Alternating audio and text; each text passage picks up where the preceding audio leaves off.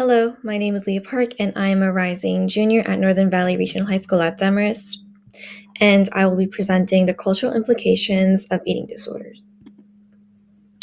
So to begin, this is a quick introduction of myself. I am 16 years old, and I am from Demarest, New Jersey. I am currently a rising junior, and I am interested in eating disorders and the way that it develops and why it develops in young adolescents. I am also the president and founder of my organization, CC4U, Comfort and Cleanliness for You, which is a charity dedicated to bringing comfort and cleanliness for many international communities. If you would like to join us in this mission, please contact us at cc4upark@gmail.com. I'm also the class of 2026 representative in Student Senate. I am the secretary of my school's Model UN Club, and I'm also in varsity debate. And this past year, I won the third Best Speaker Award at one of my debate tournaments. So here's some background statistics on the issue of eating disorders. So from 2000 to 2018, the increase in global eating disorder rates went from 3.4% to 7.8%, which is a 4.4% increase. Currently, there are around 70 million people internationally who are living with eating disorders. And people who have anorexia were found to be 56 times more likely to commit suicide than people who did not have eating disorders. And 97% of people who are hospitalized for an eating disorder have another underlying health condition, whether it be mood disorders, depression, OCD, substance use disorder, PTSD, and so many more. So to begin with the cultural differences, the various views that cultures have on body ideals is a primary cause for the development of eating disorders. According to the Home Health Care Management and Practice, a peer-reviewed journal, Chinese American girls were more likely to have body dysmorphia as a result of the thinness ideal embedded into Chinese culture. This led to girls overestimating their body weight. On the other hand, Israeli girls or Israeli women who faced different cultural pressures than Asian girls were suffering from different risk factors for eating disorders. For example, while Arab Muslim women in Israel were concerned with weight loss, European Israeli women were more concerned about self-criticism. This displays the complex nature of eating disorders and its profound connections with the cultural atmosphere of an ethnic group.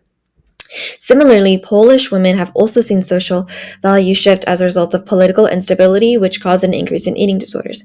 A study from the Journal of Eating Disorders reported that due to the communist history in Poland, the cultural values of wealth and opulence are no longer associated with obesity, but thinness. The changing historical context of Poland represent how the culture of a certain society is directly linked to how people view weight. In turn, weight became a defining factor of social classes. So it's clear that the women of Poland, Israel, and China are all motivated by the different factors to lose weight as they come from different backgrounds and social situations. This shows the diversity of the nature in the development of eating disorders. Going from cultural to familial factors and family dynamics also pose a risk factor for the development of eating disorders. The Journal of Eating Disorders revealed that children of mothers with a past or current eating disorder were more likely to suffer from body dysmorphia or a restrictive eating disorder. Familial pressures also contributed. In the Anglosphere, Asian students were actually more likely to develop eating disorders as a result of higher expectations and overbearing parents. This displays how in Asian communities, familial pressures play a prominent role in the development of eating disorders. To build on the struggles of these Asian students, Korean family dynamics are introduced as researcher Alicia Brown of Seattle Pacific University found that since many Korean families had high expectations for their children, it caused an intergenerational cycle of pressure which eventually led to eating disorders. And all of these findings strengthen the notion that familial pressures and values within certain cultures cause eating disorders. So these resulting eating disorders from these cultural factors, ranging from binge eating, anorexia nervosa, bulimia nervosa, and so many more, result in devastating consequences for many young adolescents and women. So with these negative impacts, it is clear that there is a huge need for preventative and treatment measures. However, a major issue in the healthcare industry is the fact that many eating disorder treatments are catered towards the diet and body type of Caucasians. In a study from the Journal of Eating Disorders, the results suggested that current programs and treatment programs' emphasis on thinness limited their relevance to women of color. When Black and Latino women were surveyed, they found that they didn't view thinness as their ideal body shape, and these results suggested that current interventions for eating disorders overemphasize thinness and limit their relevance for women of color. So some solutions to this is to create culturally sensitive diagnostic measures and treatments for programs.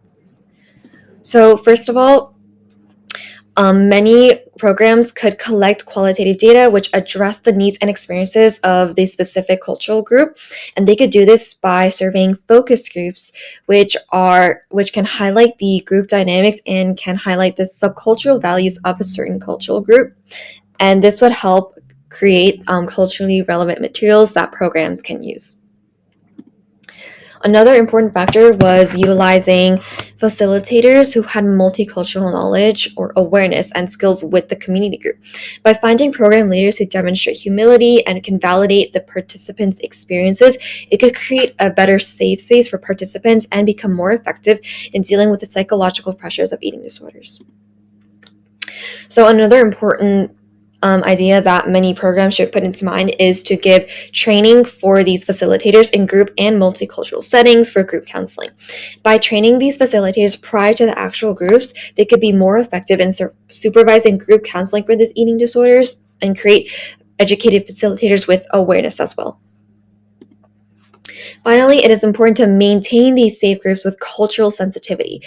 With facilitators that could focus on supervision and the maintenance of cohesive groups, it could create a more effective way of treatment for the eating disorders with putting the cultural factors into account. These are my references. So I'd like to thank the Johns Hopkins Global Health Leaders Conference for giving me this opportunity to present a topic that matters to me.